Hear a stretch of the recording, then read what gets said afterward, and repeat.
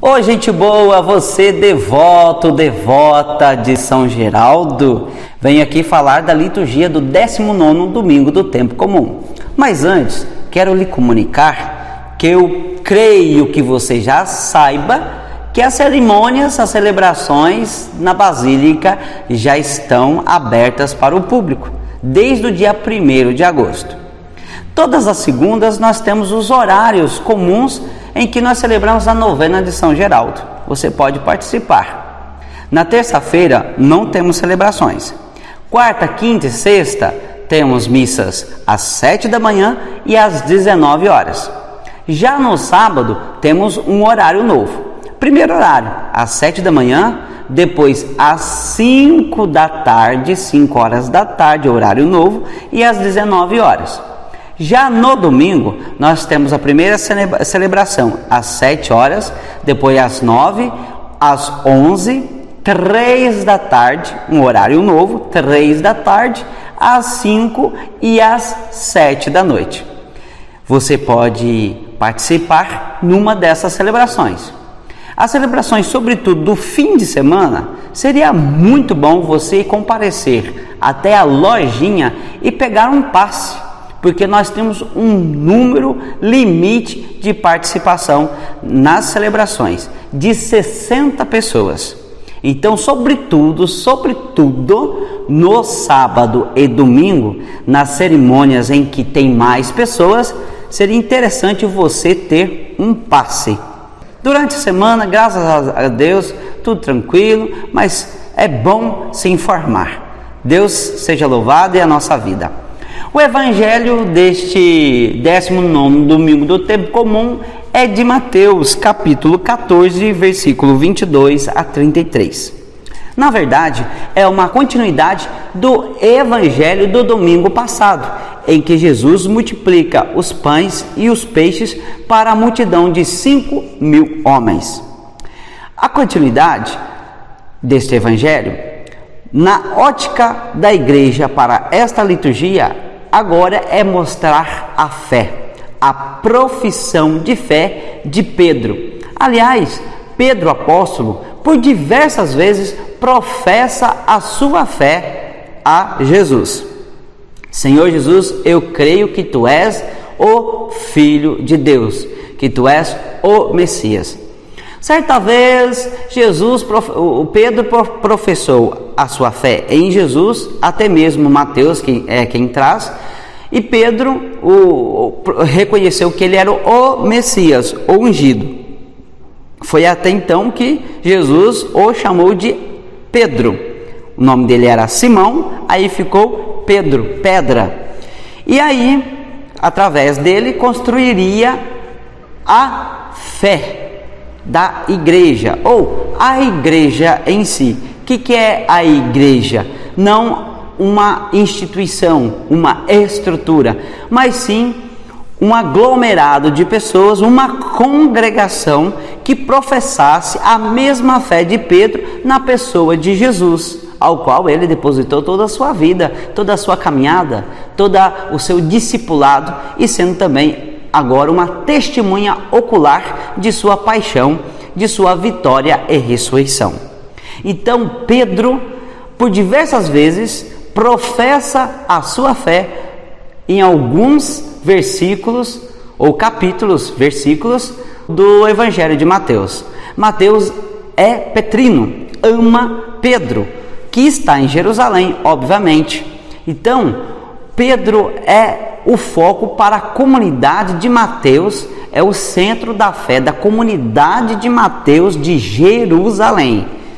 E também para o sul da Síria, onde na verdade, como diz assim tantos teólogos estudiosos da Bíblia, que o Evangelho de Mateus possivelmente surgiu também no meio dos cristãos refugiados no sul da Síria.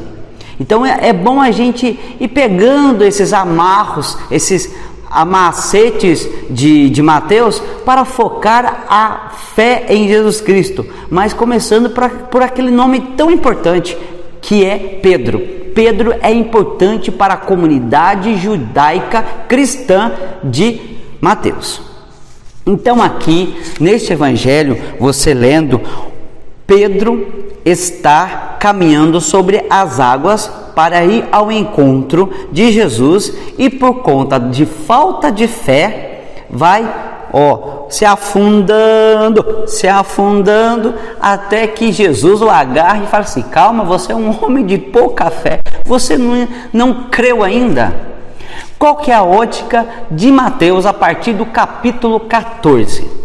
A partir do capítulo 14, após Jesus anteriormente pregar o reino dos céus, Herodes, fariseus, saduceus, herodianos e escribas, inclusive os nazarenos, a recusarem a proposta do reino que Jesus pregou até o capítulo 13, a partir do capítulo 14, Mateus quer que sua comunidade tenha fé nos prodígios de Jesus, nos seus sinais milagrosos. Então é importante entender que Jesus toma um partido agora, uma posição, que é ir ao encontro das ovelhas perdidas da casa de Israel. E neste encontro depara-se também com os cananeus. Aqui você vai ver os cananeus e os semitas, pessoas que estão transitando para lá e para cá, que não tem um local fixo de moradia. Essa própria multidão que começa a seguir a Jesus a partir do capítulo 14. E Jesus toma então posição para essas pessoas perdidas, abandonadas, sobretudo as ovelhas perdidas da casa de Israel. Quem são essas ovelhas perdidas da casa de Israel? São as ovelhas sem pastor, são as ovelhas abandonadas, que nunca foram convidadas para participar da congregação judaica do templo, porque o templo de Jerusalém é exclusivista. Tanto é exclusivista que muitas mulheres sequer entravam lá. Entravam, tinha uma abertura, um lugarzinho só para elas, mas os homens que entravam, sobretudo os que tinham posses, fazendas, que ofertavam ofertas gordas, que os sacerdotes do templo gostavam tanto. Aqueles sacerdotes, como no caso o pai de João Batista, Zacarias, que era um sacerdote muito simples e humilde, ele fazia a vez desse povo perdido da casa de Israel. Não é à toa que Zacarias também, no seu ministério de sacerdote, fora perseguido. Tudo indica, porque ele morava nas montanhas. Lembra que em Lucas, você vê lá no início que Maria visita sua prima Isabel e vai às montanhas visitá-la? Pois é, eles moravam nas montanhas, um lugar de difícil acesso, em que poucas pessoas conheciam, já que Zacarias não era sacerdote de grande veemência, nem sumo sacerdote, era um sacerdote simples, pobre, e que não tinha tanta assim, veemência, não ganhava tantos presentes como muitos outros sacerdotes ganhavam, porque ali tinha muita tramóia. Não é à toa que Jesus pega, trança seu próprio chicote, dentro do templo.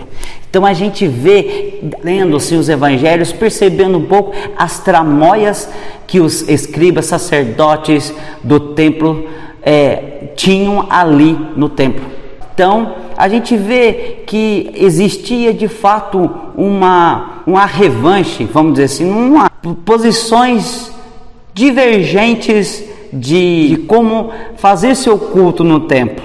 Então, uma posição mais piedosa, voltado ao sistema tribal, voltada de fato à essência da vida judaica, da lei, mas no amor aos pobres, aos abandonados, que tantos profetas defenderam, e que Zacarias fazia isso de bom grado, e também aqueles que recusaram a proposta do reino que Jesus apresenta, são os escribas, fariseus e saduceus.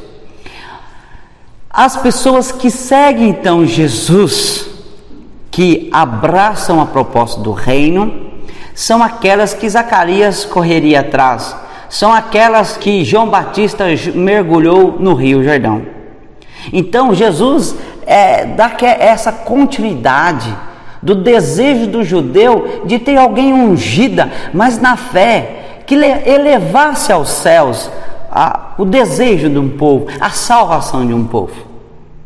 Não sobre aqueles que determinam o que é certo e o que é errado para a vida no dia a dia, através de leis, mais de 1.600 observações diárias, para dizer que é fiel a Yahvé, fiel a Deus, o Adonai, o El Shaddai. Não.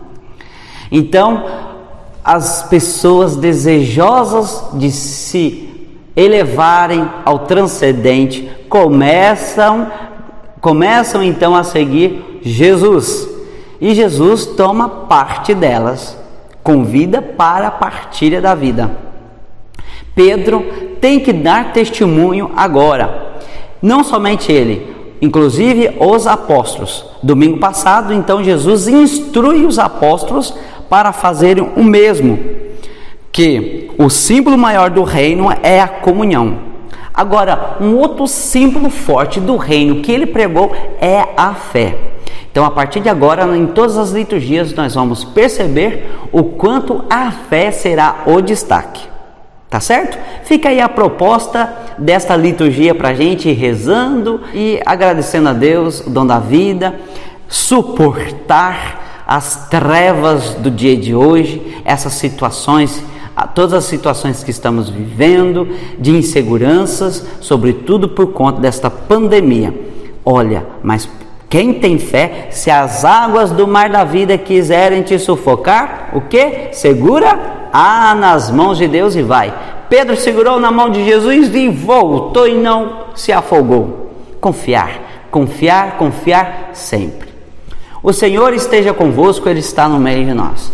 Por intercessão maternal da Mãe do Perpétuo Socorro, São José e São Geraldo, a bênção de Deus Todo-Poderoso, o Pai, o Filho e o Espírito Santo. Amém. Deus seja louvado e a sua vida também. Tchau. Deus abençoe.